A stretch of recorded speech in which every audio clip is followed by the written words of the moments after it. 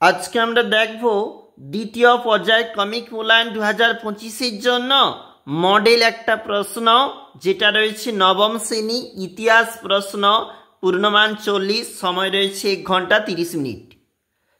দেখো কি রয়েছে। বিভাগ ক থাকতে প্রশ্ন, সঠিক উত্তরটি নির্বাচন করে লেখো। 1 × 8। জার্মানি একটি পরিতৃপ্ত দেশ, এই কথা বলেছেন বিসমার্ক। অর্গানাইজেশন অব লেবার গ্রন্থটি লিখেছেন লুই ব্ল্যাঙ্ক। ইয়ং ইটালি নামক সংগঠনটি তৈরি করেছেন জোসেফ ম্যাৎসিনি।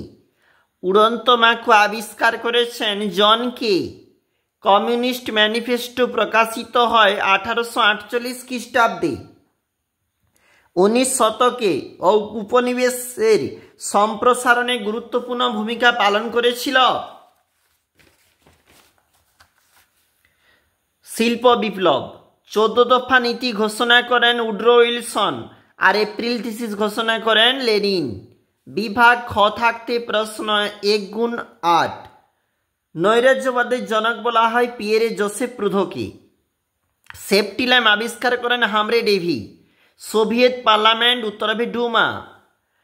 অস্ট্রিয়ার সত্য মিথ্যা লেখো। অস্ট্রিয়ার প্রধানমন্ত্রী মেটারনিক, উত্তর হবে ঠিক। পরেরটা দেখো, জাপান ছিল ব্রিটিশ সাম্রাজ্যের রত্ন, এটা হবে ভুল, ভারতকে বলা হয়। ভার্সাই সম্মেলন বসেছিল জেনিভাতে, ভুল হবে। এরপরে এখানে ব্যাখ্যাধর্মী প্রশ্ন রয়েছে, নিজেরাই দেখবে অবশ্যই। ঘেটো ছিল মূলত শহরের সবচেয়ে দুর্দশাগ্রস্ত অঞ্চল, এখানে দরিদ্র শ্রেণী জনগণের বসবাস ছিল। দেখবে উপরেরটা।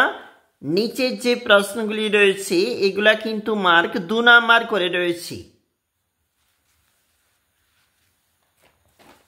এর পরের যে পৃষ্ঠাটা রয়েছে এই প্রশ্নগুলি, অর্থাৎ যেখানে কিন্তু এগুলা 4 নাম্বার করে করতে হবে 2টা প্রশ্ন, এবং নিচের যে প্রশ্নগুলো বলেছে এগুলা কিন্তু একটা প্রশ্নের উত্তর দিতে হবে, রয়েছে 8 নাম্বার।